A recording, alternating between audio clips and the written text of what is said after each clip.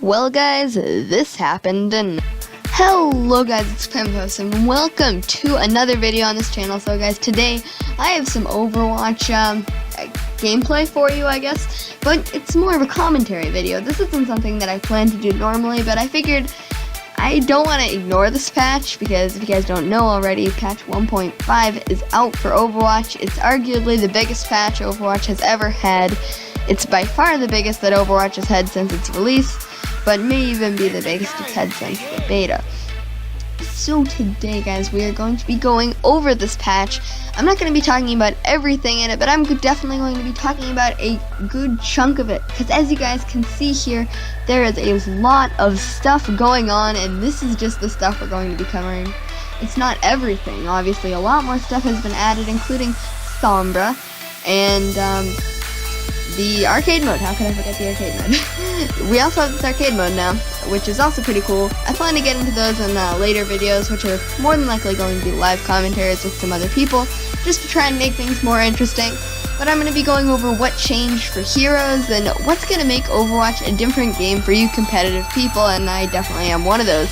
So I have some competitive gameplay in the background here. This is myself and my little 6-man team. We were doing pretty well, but that's beside the point. Let's get right into this patch notes. Well, into these patch notes. So the first thing that we are going to be addressing is obviously at the top of this, which is Nano Boost from Ana. It no longer increases your movement speed. That's big. Ana's Nano Boost has, since the release of it, pretty much been put on Reinhardt's, because Reinhardt's are a very good nano boosting target. And one of the main things about that is that it increases their movement speed. It makes them move faster, which is very beneficial to a Reinhardt person like me. I'm a Reinhardt main. And the movement speed, like I said, it's a very big thing because Reinhardt isn't exactly the fastest hero. He doesn't have that much movement. So that extra speed boost allowed him to catch up to his enemies, because his hammer is actually a very good thing when it's nano boosted. It does a good amount of damage, and speed also makes him swing faster. He used to be a very good nano boosting target, but this also means now that he's no longer going to be that good of a target, and might not even be a good target at all. So that's a pretty big change. I'm not sure if this is going to hurt Ana's playtime. It's definitely going to hurt it a tiny bit. I'm not sure how much it's going to hurt it, but I guess time will tell. I personally think that she's going to be played a little bit less. I think her and Zenyatta are going to sort of like trade places. I think they're going to be of equal now. And by the way, about these patch notes, this is probably the most balanced the game has been in like any state. This is a very balanced state right now. And just from some of the playing that I've done, by the way, this gameplay is before the patch. But some of the gameplay that I have done post-patch has been, it seems very balanced, like quick play and competitive. It seems very balanced. So moving on to the next hero, we're going to be talking about D.Va. D.Va has been buffed, like, a lot. Her Call Mech ultimate cost has been decreased by 20%. That is a good amount. Because now when you're out of your mech, that Call Mech ability that brings your mech back, it's going to take you 20% less time to get that back, which is huge for her. Because when you're out of your mech, you are very vulnerable. I don't want to say you're useless, because you can actually do a decent amount of damage out of your mech, but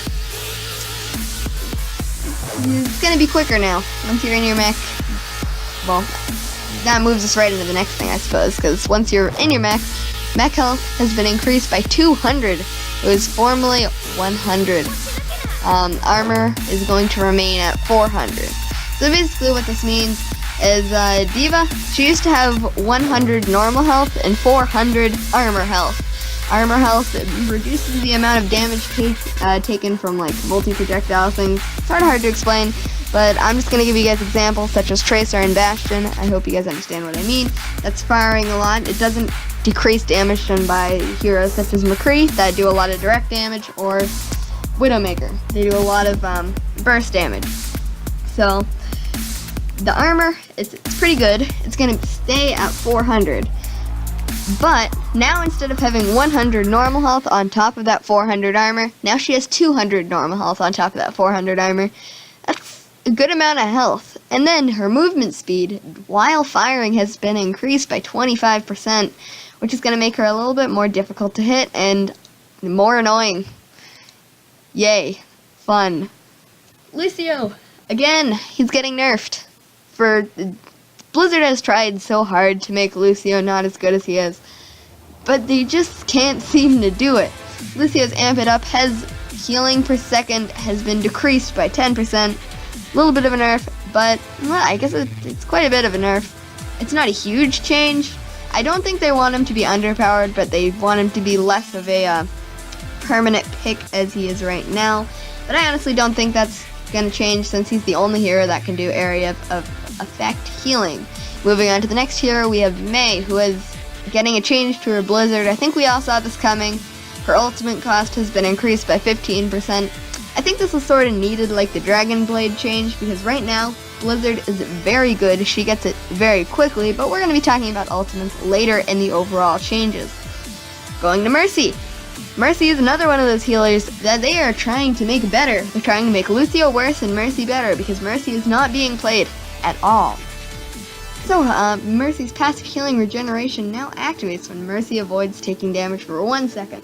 It used to be 3 seconds, so this is a decrease of 2 seconds. That is quite a bit of time. So basically all she needs to do to get her health back is get out of the fight for 1 second, and then she heals very quickly. I believe it's... Actually, I don't know the numbers off the top of my head. I just know she heals a lot. Pharah, she got a pretty big buff because her damage was... it was good before the patch, but she just had too many counters. Such as McCree, Soldier 76. Soldier 76 is also going to get a buff, so we'll see how this turns out, but Pharah got a buff. Her rocket launcher minimum explosion damage has been increased by 13%, so her damage is getting increased. I'm not sure about that, but minimum explosion knockback has been decreased to 0. That's interesting. Her jump jets, this is the big thing, is her lift has been increased by 35%, which means you can stay in the air pretty much forever just on your jump jets if you use it good, which means you don't need to use your other abilities to stay in the air, which is going to be pretty big for Pharah. Moving down to Soldier 76, another hero that needed a desperate buff. His pulse rifle bullet damage increased from 17 to 20. That's a good amount of damage considering he's not a burst hero. Now he's going to be doing a little bit more burst damage with the increase of 3 per bullet. And I'm not sure what his maximum burst damage is going to be, but I think he's going to be much better against tanks. Also, they sort of nerfed him a tiny bit. His maximum bullet spread increased from 2.2 to 2.4, so he's going to be doing a little bit more spread. This is why I said he's probably going to be grammar. He's going to be better against tanks because the spread it's still there. I don't want to ignore it because it's still there, but I think the bullet damage increase really compensates for that. Moving down, I'm going to reluctantly say that Torbjorn has been buffed. His scrap is automatically generated over time. That is a big thing because now you don't need to walk around picking up scrap. That is a big thing for Torbjorn. I'm interested to see how this turns out. Moving down, we have the amount of scrap collected from the fallen enemy has been decreased by 40%. So that's sort of... It's a nerf to his buff, so now his scrap is automatically generated, but the amount of scrap that he gets from dead enemies is going to be significantly less. I still think it's a buff overall though. So now if we look at his forage hammer, his swing speed has been increased by 25%, so you're going to be pounding out turrets 25% faster, but the damage has been decreased by 27%. Honestly, I just found Torbjorn's forage hammer doing damage as a joke, but I guess they're going to decrease the damage because why not? Moving down to Widowmaker, I'm excited to say this. Her Venom Mine explosion no longer kills damages, and explosions no longer damages the player who placed the mine. That's good, because I don't want to talk about how many times that I've walked into my own Venom Mine and killed myself on low health. But more importantly, like a lot more importantly, her charge rate has increased by 20%. In the last patch, they increased her scoping speed by a good amount. Now they increased her charge rate speed by 20%, making her more flexible and reactive, as the developers say. I think she is going to be more reactive now that she can get her gun out very quickly, and now the FaZe clan is going to be able to land shots, because, you know, quick scopes, that's how they do it. Moving down to Zarya, her particle barrier. The power gain from the barriers decreased by 20%, and the projected barrier has the same 20% decretion. That's gonna be interesting. I think Zarya is still going to be playable. I think she's still going to be good, but she's not going to be nearly as OP as she was before. I think her and Lucio were the two most must-pick heroes, with Reinhardt slightly behind. Moving up to the top now, yet again, we have some general stuff. Dealing damage to things other than players like Torbjorn's turret or Symmetra's teleporter no longer charges ultimate abilities. Yeah, there's another change for Torbjorn. You used to be able to get charged from shooting Torbjorn's turrets. Now that doesn't happen. Torbjorn's getting buffed.